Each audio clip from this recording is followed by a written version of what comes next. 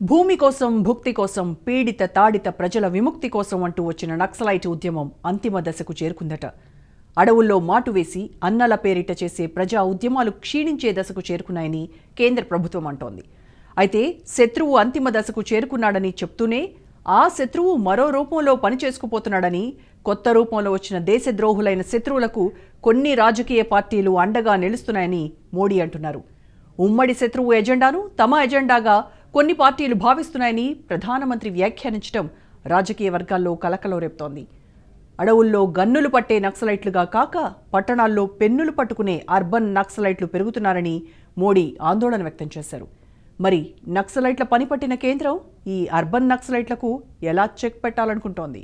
అంతిమ దశకు చేరిన అడవుల్లోని నక్సలైట్లు, నానాటికి పెరిగిపోతున్న అర్బన్ నక్సలైట్లు, రాజకీయ వర్గాల్లో కలకలం రేపుతున్న మోడీ కామెంట్లు. నక్సలైట్లే దేశభక్తులు అని కొన్ని దశాబ్దాల క్రితం మావోయిస్టులు చెప్పుకునేవారు. అది నిజమే కాబోలునని చాలా మంది ప్రజలు కూడా నమ్మేవారు.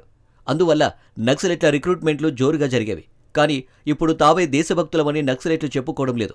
వారిలో దేశభక్తి లేదని పాలక పార్టీలు చాలా వరకు చెబుతున్నాయి. అయితే హింసను వీడనాడితే నక్సలైట్ల భావజాలంతో తమకు ఇబ్బందేమీ లేదని, వారి సంక్షేమం కోసం అనేక ఆప్షన్స్ కూడా ఇస్తామంటూ దేశంలోని పలు పార్టీలు ఇప్పటికే చెబుతున్నాయి.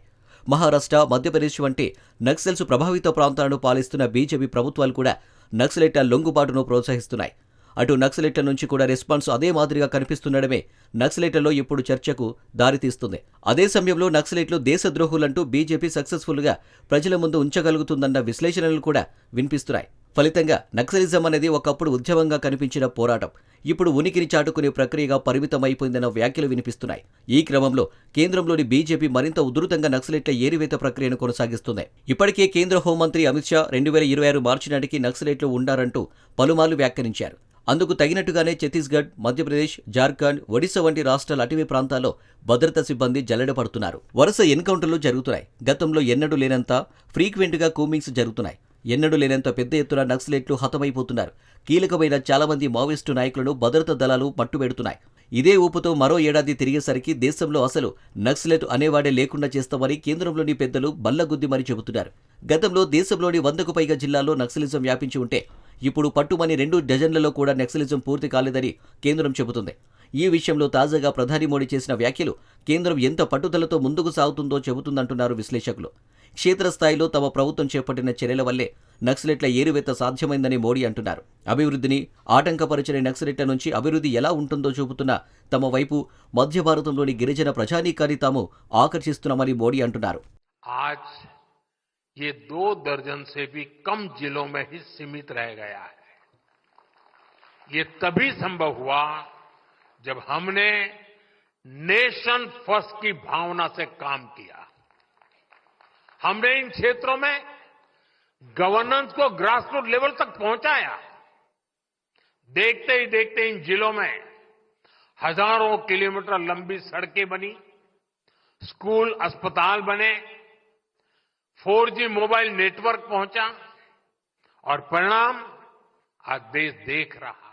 అయితే నక్సలైట్ల అణిచివేతలో దూసుకుపోతున్న కేంద్రం నక్సలైట్ల భావజాలాన్ని మాత్రం లైట్ తీసుకోవడం లేదట. ఈ మాట కూడా మోడీ నోట వెంటే రావడం విశేషం. ఒకవైపు అడవుల్లో నక్సలిజాన్ని క్రమంగా నిర్మూలిస్తున్నామని, కానీ అర్బన్ నక్సలిజం మాత్రం గణనీయంగా పెరిగిపోతున్నారని మోడీ ఆందోళన వ్యక్తం చేశారు. అర్బన్ నక్సలైట్ల నెట్వర్క్ వేగంగా విస్తరిస్తుందని, ఇది సమాజానికి కొత్త సవాలు విసురుతుందని మోడీ అంటున్నారు. గతంలో అర్బన్ నక్సలైట్స్ను వ్యతిరేకించిన ఒక ప్రధాన పార్టీ ప్రస్తుతం వారి నినాదాన్ని వినిపిస్తుందని, వారి ఎజెండానే మోస్తుందంటూ ఇండైరెక్ట్గా కాంగ్రెస్ వైపు వేలెత్తి చూపుతున్నారు మోడీ. మహాత్మాగాంధీ భావజాలంతో అహింసకు అనుగుణంగా నడుచుకున్న ఆ పార్టీ ఇప్పుడు అచ్చంగా అర్బన్ నక్సలైట్ల గొంతుకగా మారిందంటున్నారు. सरकार के निर्णायक फैसलों से आज नक्सलवाद जंगल से तो साफ हो रहा है, लेकिन अब वो अर्बन सेंटर्स में पैर पसार रहा है. अर्बन नक्सलियों ने अपना जाल इतनी तेजी से फैलाया है कि जो राजनीतिक दल अर्बन नक्सल के विरोधी थे, जिनकी विचारधारा कभी गांधी जी से प्रेरित थी, जो भारत की जड़ों से जुड़ी थी, ऐसे राजनीतिक दलों में आज अर्बन नक्सल पैठ जमा चुके हैं. ఆయుధం పట్టిన నక్సలైట్స్ను అణిచివేయడంలో చాలా వేగంగా దూసుకెళ్లిన బీజేపీ సర్కారు అంతే వేగంగా అర్బన్ నక్సలైట్లను ఎలా అణిచివేయాలనేది ఓ పెద్ద సవాల్గా భావిస్తుంది. ఎందుకంటే అర్బన్ నక్సలైట్ల దగ్గర గన్నులు ఉండవు. వీరు పెన్నులు పట్టుకొని మాత్రమే కనిపిస్తారు. మీడియాలో గలం వినిపిస్తారు. ప్రొఫెసర్లుగా, టీచర్లుగా, జర్నలిస్టులుగా గుర్తుపట్టని రూపాల్లో సమాజాన్ని ప్రభావితం చేస్తారు. అలాంటి వారిని గుర్తించడం అత్యంత కఠినమైన పనిగా కేంద్రం భావిస్తుంది. పక్క ఆధారాలు ఉంటే తప్ప వారిని అరెస్టు చేయడం, కోర్టులో సాక్ష్యాలు చూపించడం జరిగే పని కాదు. ఆధారాలు చూపించలేదన్న కారణం చేత అనేక మంది అర్బన్ నక్సలైట్లు ఇప్పటికే తప్పించుకోగలిగారన్న అభిప్రాయాలు ఉన్నాయి. అందువల్ల వారిని గుర్తించడమే ఇప్పుడు కేంద్రానికి కష్టతరంగా మారిందంటున్నారు. తమ ప్రభుత్వ హయాంలో ఉగ్రదాడులు, స్లీపర్ సెల్స్ నుంచి దేశాన్ని కాపాడేందుకు తీవ్రంగా కష్టపడ్డామని, దీంతో ఉగ్రవాదులు అడ్రస్ లేకుండా పోయారని, కానీ కాంగ్రెస్ మాత్రం అర్బన్ నక్సలైట్స్ వాయిస్ వినిపిస్తుందంటున్నారు. నక్సలైట్ల ఎజెండా ప్రజల ఆకాంక్షలను చిదిమేసిందని, అదే పంథాలో నడుస్తుందని కాంగ్రెస్ను ప్రజలు గుర్తించిన నేపథ్యంలో ఆ పార్టీ నుంచి కూడా ప్రజలేమీ ఆశించడం లేదంటున్నారు మోడీ. అటు నక్సలైట్లు కూడా పంథా మార్చేశారన్న అభిప్రాయాలు వినిపిస్తున్నాయి. ఒకప్పుడు ఎదురుకాల్పులో మాత్రమే తుపాకులు ఎక్కుపట్టే నక్సలైట్లు ఇప్పుడు యుద్ధ నీతిని సమూలంగా మార్చేశారట. కూంబింగ్ చేస్తున్న దళాల మీదికి తుపాకులు ఎక్కుపెట్టకుండా వారు వెళ్లే దారుల్లో ముందుగానే మందుపాత్రలు పెట్టి అదును చూసి పేల్చేస్తున్నారు. ఇలాంటి దాడుల వల్ల అటు కేంద్ర బలగాలు కూడా ఈ మధ్యకాలంలో పెద్ద ఎత్తున చనిపోతున్నారు. అటు నక్సలైట్ల నుంచి కూడా గతంలో ఎన్నడూ లేని రీతిలో తుపాకులు మోతలో రాలిపోతున్నారు. కేంద్ర బలగాలు ఒక్కొక్క జిల్లానే జల్లెడపడుతూ తమ కబ్జాలోకి తీసుకుంటూ నక్సలైట్లను ఏరివేస్తున్నారు. ఈ క్రమంలో లొంగిపోయే జనజీవన స్రవంతిలో కలిసిపోతున్న మావోయిస్టుల సంఖ్య కూడా భారీగానే కనిపిస్తుంది. అయితే నక్సలైట్లు తమ భావజాలాన్ని అనేక ఇతర రూపాల్లో కొనసాగించడంలో విజయవంతమవుతున్నారు. బీజేపీ మీద ఉన్న వ్యతిరేకత కారణంగా లేక హిందూ సంస్థల వ్యాప్తిని అడ్డుకునే క్రమంలో అర్బన్ నక్సలైట్ల రూపంలో పలువురు మేధావి వర్గాలు మాత్రమే కాక పలు రాజకీయ పార్టీలు కూడా తమకు తెలియకుండానే అర్బన్ నక్సలైట్స్ వాయిస్ వినిపిస్తున్నాయనే వాదనలు ఉన్నాయి. మరి ఇలాంటి వారిని ఎలా ఐడెంటిఫై చేస్తారు? వారు సంఘ వ్యతిరేక శక్తులుగా ఎలా ముద్ర వేస్తారనేది ఇప్పుడు బీజేపీ నేతల ముందున్న సవాల్గా మారింది.